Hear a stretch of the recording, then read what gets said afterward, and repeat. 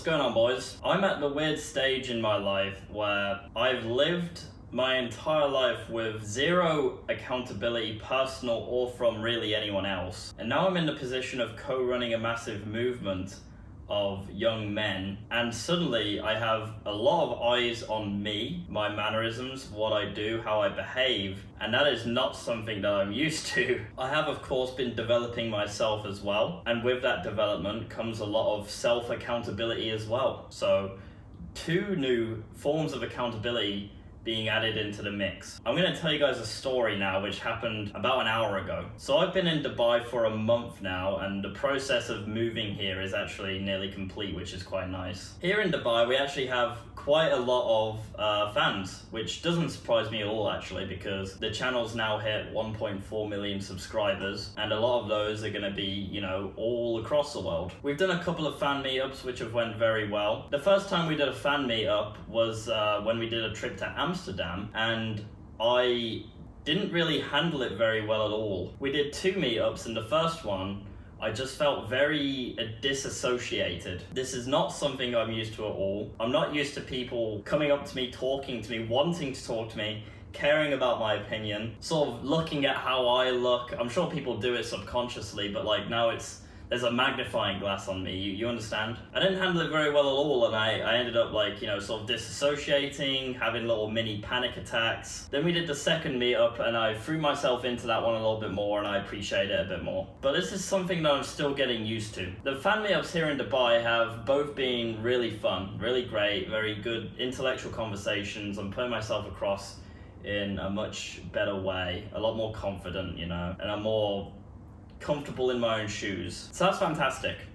But something I'm not used to is going about my normal day-to-day business and being recognized. This is very new to me. It's happened a few times. It happened a few times in the UK.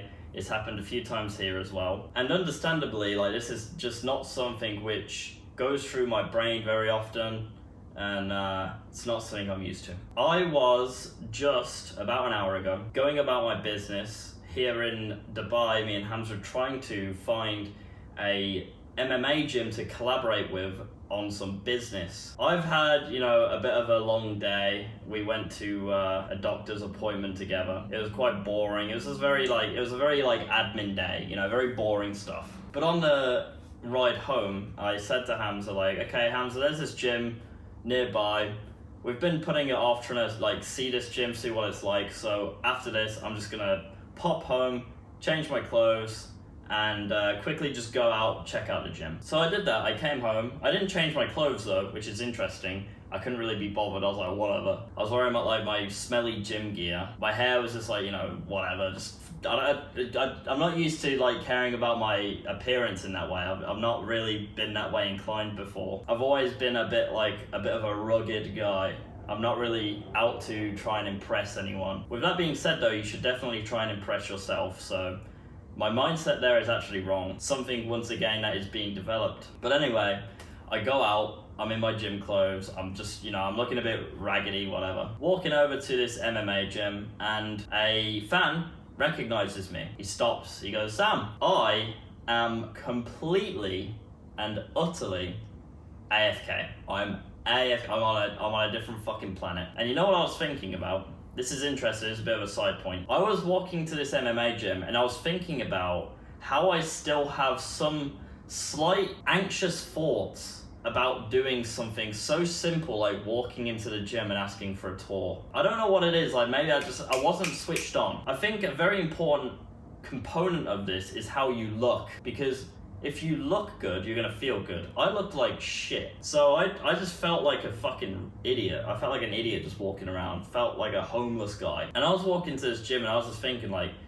oh my god, I'm gonna be awkward, like I'm gonna be an awkward dude, like, oh, what if this, what if that? Like, not heavy anxiety, nowhere near as bad, but like just slight little anxious thoughts seeping in. I was deep in my own brain when this fan approached me, thinking about how I'm at this point in my life, and I still struggle with slight little things like that. So I'm deep in thought. This guy comes, Sam, hey man, what's up? He goes for a handshake.